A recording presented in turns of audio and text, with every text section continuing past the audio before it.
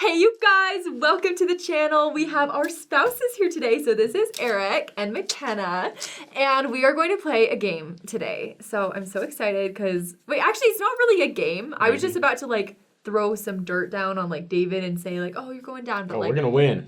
There's not points, but we're gonna win anyway. Obviously. We'll get all the points, even though they're on none.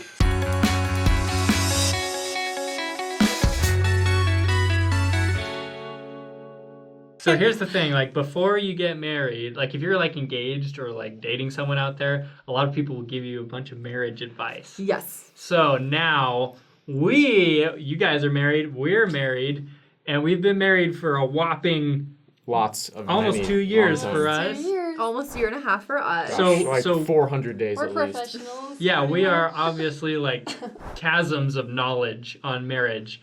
And all the 40-year-old like married couples out there are just laughing. They're not watching. We probably have the most experience of anyone watching, don't you think? No. There's I don't not think You old met people that actually watch the show. Hello, those people we met that are older.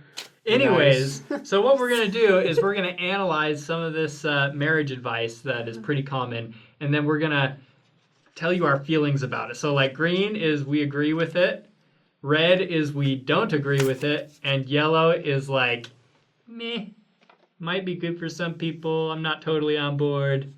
Yellow's medium.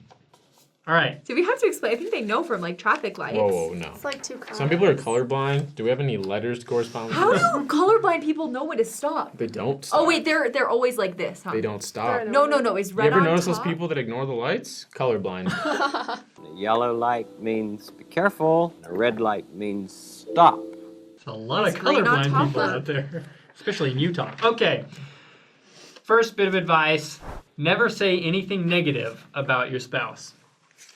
3, 2, 1. Wait, I'm confused. Okay, wait. Red if we agree or Disagree. If it's bad advice, I love how right. Mimi was the one who was like, we don't need to explain. Everybody knows this is 3, 2, 1. There it is. Okay, we got a little bit of... So we obviously are rude to each other. No, I put in the middle because you shouldn't say negative things about it, like your spouse, but you can still address if there's like an issue or something that comes up, like, oh, like I don't like when you do something. He's actually perfect. But like if I were, I would bring it up, but you don't just be rude about it. Yeah, that was my That's what same I thought say. process too. It was just like, it's like great to think you'll never have an issue in a couple or that you'll never have like a problem, but obviously there's going to be disagreements and there's going to be things like that. And so I think just thinking, oh, I'm never going to say anything negative is a little bit too optimistic. But yeah, obviously you want to say it in a nice way. Like if you have a problem, you should probably talk about it if it's a real problem. Otherwise, it's never going to go away. Yeah. No, listen. Okay, what? Yeah. I think I interpret it as don't say anything rude about your spouse to other people. Mm. Because of course with each other, others, we're that's honest good. and open and talk If about they things. said to other people, I put a big green up Yeah. there. That's how I interpreted it. Yeah. I misunderstood. Constructive criticism with your spouse, cool. But don't be a jerk and be talking about them behind their back. Okay. Yeah. Put your spouse's wants before your own. 3, 2, 1. Well, okay, no, She's I like, think you should. I'm I number think one. you should, but you should still take care of yourself. Yeah. I don't know. I Don't say neglect both. yourself, yeah. Obviously you gotta take care of yourself. I know. It's probably, I just feel like I couldn't put green because I don't always do it, so I felt bad. All right, honesty is good. That works. Authenticity. Okay, number 3. Never let a day go by without telling your spouse, I love you. I love you. I know. 3, 2, 1. Yeah. Yeah, all right. Never let a day go by without praying together. 3, 2, 1. Oh yeah, solid advice.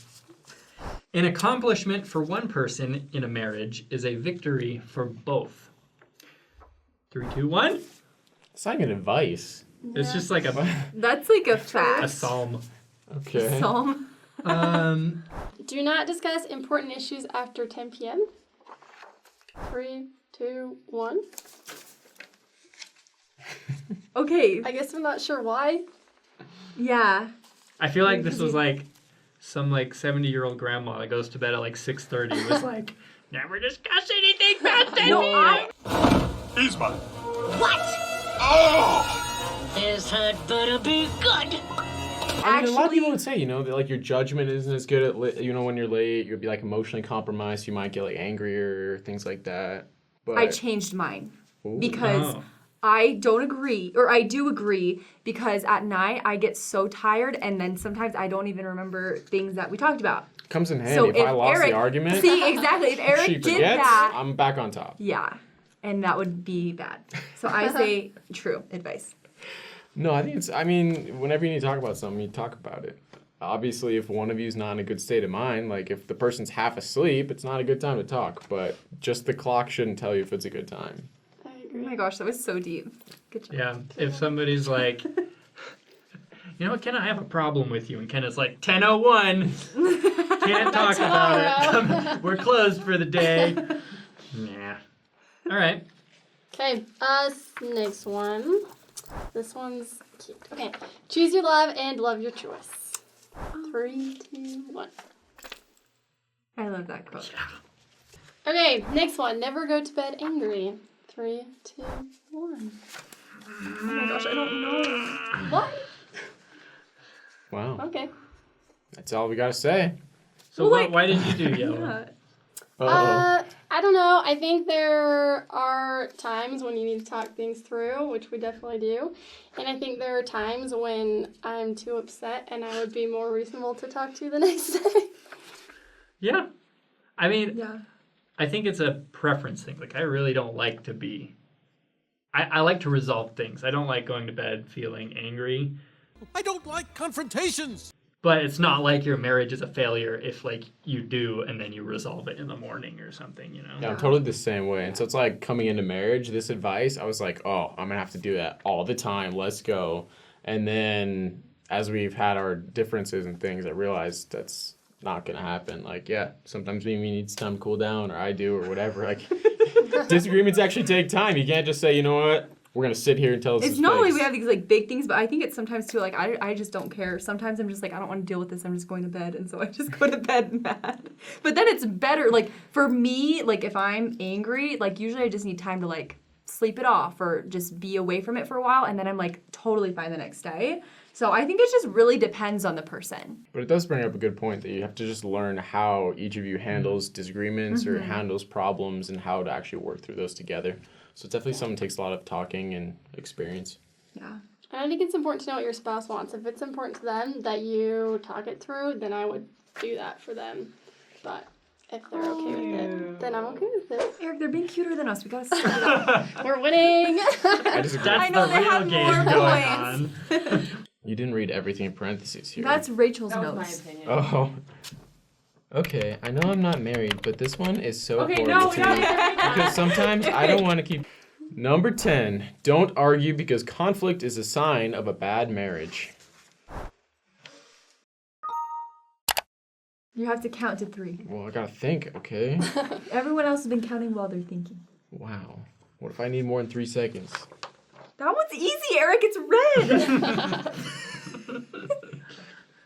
Okay. Yes, dear. She's That's gonna the put proper her response. 2, 1. Okay, what was this? Don't Don't argue. argue because conflict is a sign of a bad marriage. You can argue. Yeah. True. What are you? Yeah. I mean, like, ideally you wouldn't, but, like, I mean, it'll happen sometimes. So, like, I guess the part of it saying it's a sign of a bad marriage. Like, yeah, even a great marriage is going to have some arguments, but at the same time, we should be trying to avoid arguing, you know? Like, we should be Okay, trying to resolve things in a obviously. way to get around that. So, I gave it a yellow, okay? I thought that was caused an argument. I think there's a difference between, like, if you're fighting, like, Yeah. nobody should be fighting. But, like, you're gonna have disagreements, and you should work them out, and that's fine. It's a good thing. Yeah. Debate, don't argue. And I also think there are different definitions of a successful marriage. Like, what a successful marriage looks like between us is probably different from them. So saying, like, one thing makes you not a successful marriage, I don't think that's necessarily fair. Wow. I know, you're so So smart. deep. Nobody needs that label. They're better than us, David. What? They're better than... No, I mean Oh, our as hoes. spouses? Oh. No, What? as We're gonna be hosts. switching on As hosts hoes? now. Hosts. Hosts. Oh, okay. We the fine. real hoes. I was like, what is Mimi talking about? All right, number 11. Your spouse will complete you. She completes you. 3, 2, 1. Oh, I feel awkward. No, that's Thumbnail. fine. I think I'm leaning towards you, but what's your reasoning here? Maybe it's how I interpret it, but I think he's my better half and he makes me better, but I think that I'm a full person by myself at the same time. Yeah, girl. Yeah? Yeah. I don't Strong, independent disagree. I woman. don't disagree with that. I was still complete before we got married, but I think eternally, like in gospel thinking, it's you complete each Gotcha on other. the eternal spot. But I see what you're saying, like Yeah. for on earth. I think that we make each other better. I don't know about the term complete either. I think that's a strange term because it kind of assumes like if we didn't get married, like neither of us would ever be able to be married to anyone else because nobody else in the world, we couldn't be happy with anyone else in the world. And I don't think that's that spouse true. would just also complete you. That's all. There are multiple spouses, polygamy. Oh, we're Not not polygamy. It You said makes if you sense. didn't get married, okay? An alternative marriage is a I separate guess person. what I'm saying is, and I think you probably agree with this. I don't believe in the one. One soulmate, Yeah. exactly. Yeah. Yeah. I think that But I agree that we make each other better and that we're better off together. So happy together. And we know eternally, like in heaven, everyone, the units are going to be couples, like married spouses, husband and wife. And so that is the complete unit. But totally, like if you're not married, like my mom has been single for like ever, no offense, like but it's true. My mom has been single for a long time and she's amazing, incredible, complete, can do everything, you know, on her own. But when it comes to like gospel stuff and what it's going to be like in heaven, like we don't know a ton about it, but we know we'll be with our spouses. I like thinking of it as your spouse completing you because I think of myself as kind of like, I don't know, like a wheel with like some chunks out of it, and Mimi helps like smooth those out, so it makes one nice little round smooth wheel. I'm just thinking of a cheese wheel. All those, sure, you know, cheese wheels and bites out of it.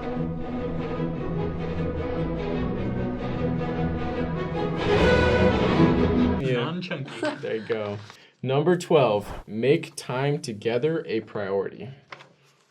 3, 2, 1. Oh. Of course.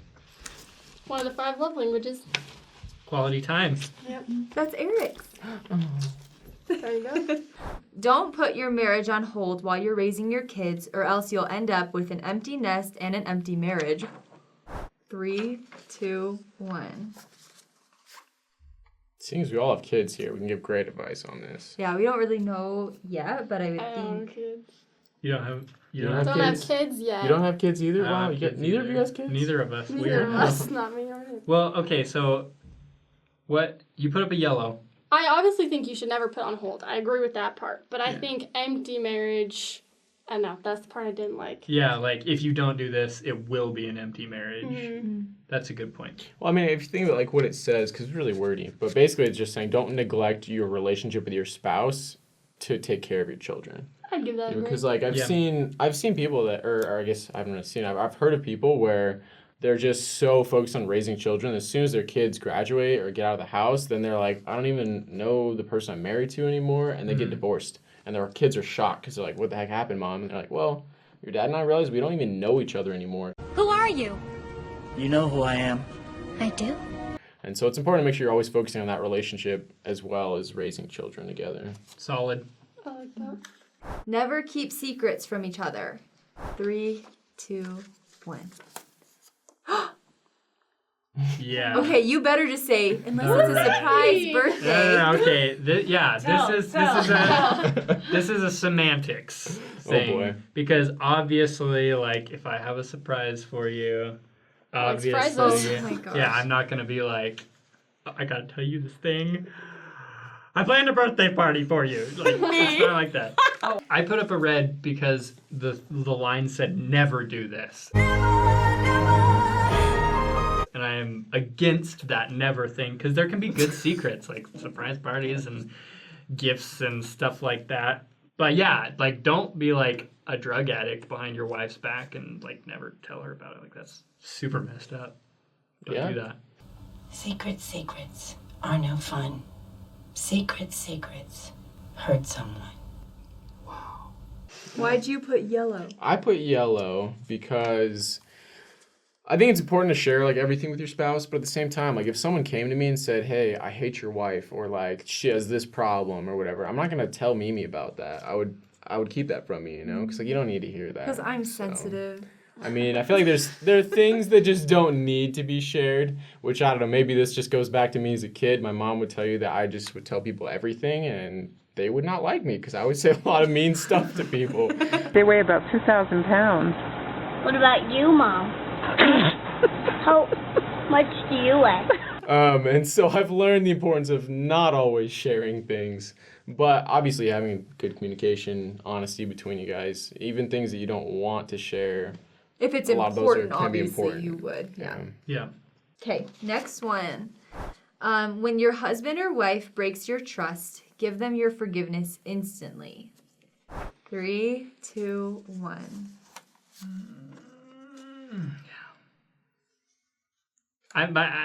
It's the instantly word. Like you should you should forgive them, but it doesn't have to be instantaneous. Yeah. And like it doesn't have to be before 10 p.m. or else you have to wait till the next day. And there's also the question of like, are they repentant too? Like if your spouse like cheats on you and isn't repentant, like it's still good to get to a point of forgiveness, but that doesn't also mean like staying in a toxic or unhealthy relationship, you know? Yeah.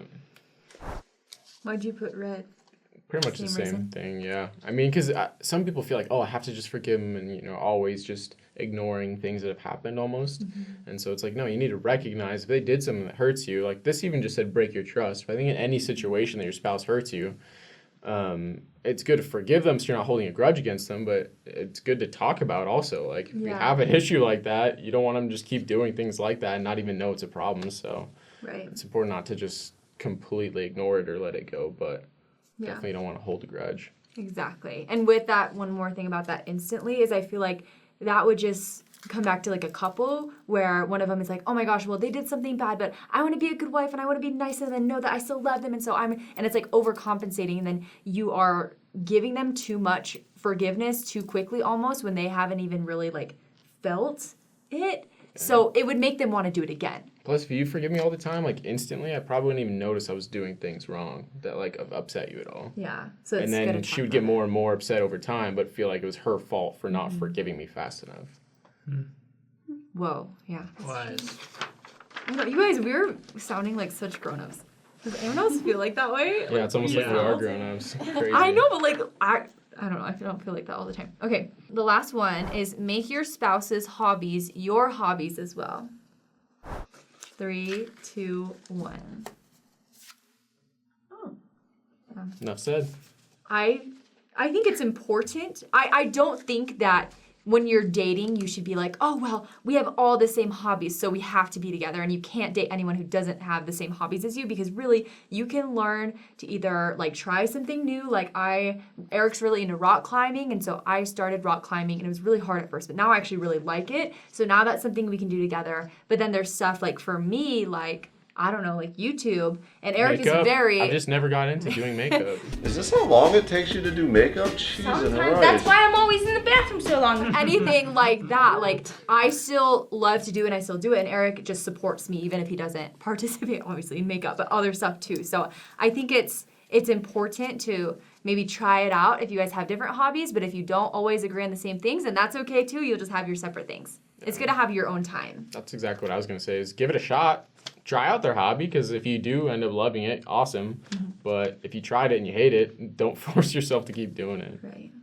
I hope you like my hobbies. What do you guys like to do together? Well, like I feel like Kenna is really good at this. Like I feel like all of my hobbies you have kind of adopted. But I hope it's like that you I love actually them, though. Okay, good. Like what? I choose to pretend to They're love nerdy. Watch They're out. pretty They're nerdy. I love them already. What are our hobbies that we share? Minecraft? I don't know. Oh my gosh. We like to play games together. Like we had the Fortnite phase. And Oh my gosh, the Fortnite same. phase. So We did do, we. like, the We never Minecraft played together. I phase. wanted to play, all four of us. David never made it. We like they to could have play- handled all the screaming though. We play Age of Empires and Oh, there you Civilization. go, classic. But Dave likes digging holes and looking for rocks.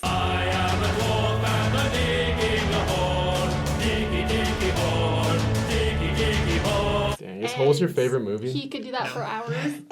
yes, For I do. hours? But I like it. It's fun. No, Oh we're my not talking about like gosh. everyday rocks. In the backyard, he just goes, Every day, David. here's one, put it in the bucket, here's a rock. No, we're talking like Actually, that's I'm fun. making this worse for myself. You like geodes and stuff like Yeah, like Yeah. geodes and that. stuff. What is okay? Cool tell rocks. me They look later. like crystal. We gotta wrap this up. You know, pretty rocks you can put in rings and stuff. Oh, do you know what this is? Morganite. Have you ever found one of those? No. I don't feel like he does it a Adventures, lot. have you found one of these rare stones? David's like, yeah, yesterday, my backyard. I'd be upset because I paid some money for that. So overall, yes, overall, if you're like in a relationship or you're starting a relationship, you're about to get married, you're gonna get a ton of advice thrown at you, and that's okay. People are just obviously they love you and they want to help you, but just take it with a grain of salt, you guys, and just know that marriage advice it can kind of be different for everybody. Like some of it is obviously good and bad, but some of it is just different for the couple. So the most important thing for you to do is communicate with your spouse or partner and just talk things through, and don't like take all the advice too seriously. Like just do what's best for you guys. If you're doing something wrong in your marriage, you'll know within the first few hours. You'll know very quickly that something is Sometimes it can be hard to figure out though. Some Like, of you can them tell are, like, yeah. oh, something's not matching up here, but can't figure it out. So Take some time to get to know each other and Now be patient with yourself, be patient with your spouse. write your You guys own will be story. great. whoa. Write Carve your own path. like in a journal, or you're being metaphoric. Metaphorical. Okay. Your life That's story. beautiful.